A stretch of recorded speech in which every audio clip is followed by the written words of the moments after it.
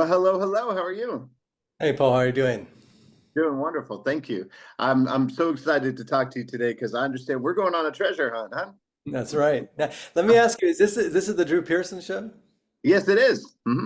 I've this has been a whirlwind here in New York, and I just realized I was like, I'm doing the Drew Pearson. I'm a huge Drew Pearson fan. I've been a Cowboys fan Oh, for that's so life. great. Well, Yeah, I've been as since I was like 6 years old. I still remember him from the catch game where he almost broke away and had a yeah, different, very few people remember that stuff, but I do. yeah. I've been as co-host for 12 years now. So Nice. he's the best. He really is. So well, we're so excited to have you on with us because we love a good treasure hunt. Always have, and now we get to do it like big kids, right? That's right. A real Yeah. national treasure hunt. Good. Well, tell us what's going on with this because this is exciting. Yeah, so this is a project I've been working on for about 5 years now. I was got the idea or the inspiration, I guess, during COVID lockdown, so I had a lot of time on my hands, but I also had the means and the motivation. I had been a treasure hunter myself, and had actually had the experience of going out into nature and looking for a box of gold in the Rocky Mountains. And so I kind of had this idea it'd be really cool to create something on a national scale. So I hid five treasure boxes full of millions of dollars of treasure in five spots across the country. And I've written a book called There's Treasure Inside that has all the clues on how to find those boxes. That's amazing. And of course, a lot of people tend to think when they hear this, like, is this real? It's real, right? It is real. There are dozens of people who had a chance, friends and family, had a chance to see the objects before I hid them. I really wanted to acquire objects that were to appeal to a wide variety of ages and interests. So I have, your usual suspects such as gold and precious metals and rare gems and things like that. But I also have rare Pokemon cards. I have a Michael Jordan rookie card. Mhm. I was a big Michael Jordan fan. I was also a big Drew Pearson fan. Yes. I was a Dallas Cowboy and a Tar Heel fan. I lived in North Carolina. I also have historical artifacts, though, things that were owned or made by people like George Washington, Jackie Onassis when she was in the White House, Pablo Picasso, Andrew Carnegie, Mhm. and other people. So a lot of things for a lot of different interests. Ah, that's amazing. Well, and of course, there may be a box in Dallas, right? There could be. There may be. There's no box hidden on private property though, so everything you don't have to Yes. worry about that. But there could be something. I lived in Texas for 6 years, so I have an affinity for Texas. Okay. Not just Good. sports, but I also lived Yes. there for a while. So when was the bug that bit you? Was it when you were a kid and you read those treasure hunting books, or what was it that kind of sparked Yeah. your interest in doing something like this? Yeah, it's interesting. I have a 5 and a 6 year old children, and one thing that I've been reminded of watching them grow up is I think a lot of us as kids had this natural desire to discover things. And sometimes maybe as we get older, we lose that kind of joy of excitement of discovering adventure. But children are always looking for treasure. I was the same when I was a kid. I used to dig in the dirt looking for gemstones. I would hide things and go find them. I've always enjoyed puzzles and games and clues, and me and my wife love escape rooms, and we do small treasure hunts at parties and things like that.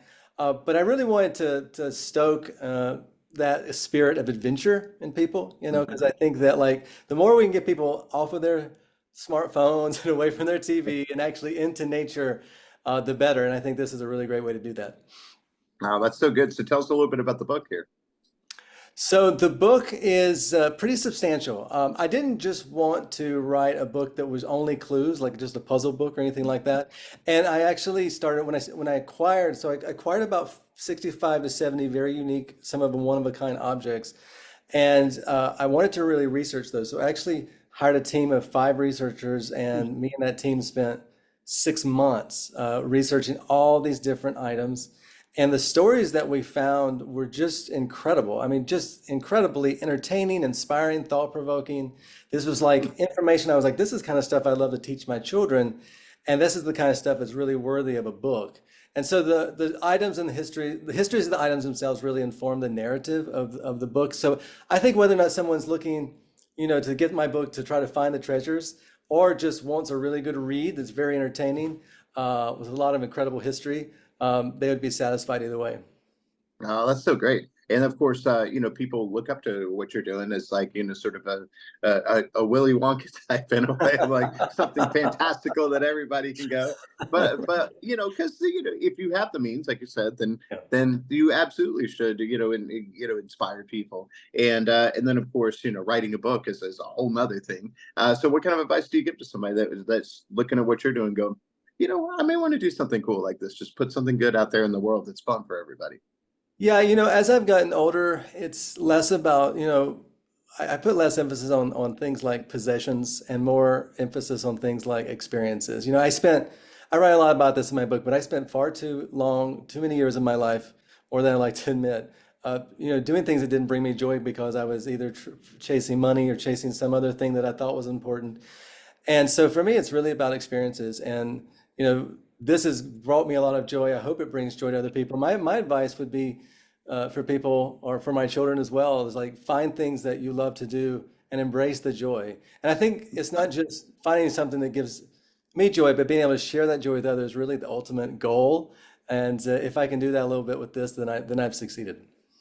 What a beautiful thing. Of course, my co-host, you love him, you know him, Drew Yeah. Pearson, caught the Hail Mary, went in the Hall of Fame.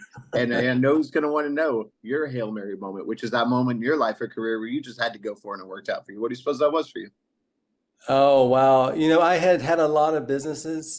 Most of them had failed. Hmm. And I think it was maybe not just one moment, it was just persistence. I would say like, no matter how many times a person fails. And actually write a whole chapter in my book about failing forward, because I think it's a great lesson. Whenever you try something, stick your neck out, it doesn't work, just continue to do that. And I did that, and over time, the wins started to exceed the losses, and it put me in a financial situation where I could do something really fun like this, and I feel really blessed about that. Yeah. Well, on a similar note, we talk about that on the show, that success mindset that you have to have, whether or Yeah. not you're feeling it or not. Sometimes we're very hard on ourselves. So, is there something that you tell yourself that kind of keeps you on that right path always? I try to have faith. It's like for instance, putting this book together, I didn't really want to involve my friends or family or spouse because I didn't want them to have the burden of knowing. So I had to do everything myself, and there was a lot of fear. Am I making this too hard? Am I making it too easy? Is someone, going to have a bad experience? I think we're going to have fear. We're going to have doubt. We're going to have those type of emotions. But having some faith and just being willing to learn from any mistakes that we have or any bad experiences. I know it sounds like a cliche, but that's really the mantra that I've lived by, and I hope to only get better at that as time goes by. I love that. And so, your best hope for this is to just to make some people smile, change their lives a little bit, right? Yeah, I mean, that's at the end of the day, I just want to be able to give people an opportunity to have experiences that they would never have before, perhaps. Again, it's another cliche like it's not the destination, it's the journey, but I really think that's the case. When I was searching for treasure, I didn't find the treasure box I was looking for. But the memories I have were much more priceless. And that whole experience eventually turned into this experience, which was even larger and may impact more people's lives. And so I think that's a great kind of real life analogy for how things can work out with the right attitude. Yeah. Well, now that the bug has bit you, are you already thinking about maybe the next challenge or the next book?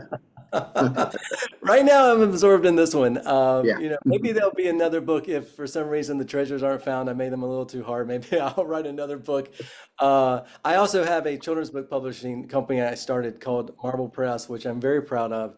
We have incredible, it's not my books, it's other people's books. We publish a wide variety of children's books. I'm very proud of that. So when I'm not, working on promoting this book, you can find me at Marble, helping the great people produce great literature for kids over there.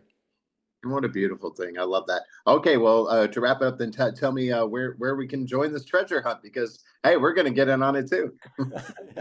I expect you to give me a full report All right. of your adventure, but you can go to my website, which is treasureinside.com. On there is the book and all the facts that you need about how the treasure is set up and everything you might need to know logistically. But you can get the book on Amazon today and Barnes and Nobles and bookstores and booksellers all across the country. It's available. So however you prefer to get your books, it's available today. I love that. Well, congratulations on everything, and thank you for doing something nice and really really cool at a time that we need it the most. And so, bringing some smiles to people is always the right move. So, thank you for being with us, and we're gonna have to have you back on with Drew himself very soon. I would love to meet Drew. I'd be Yeah. totally fanboying out.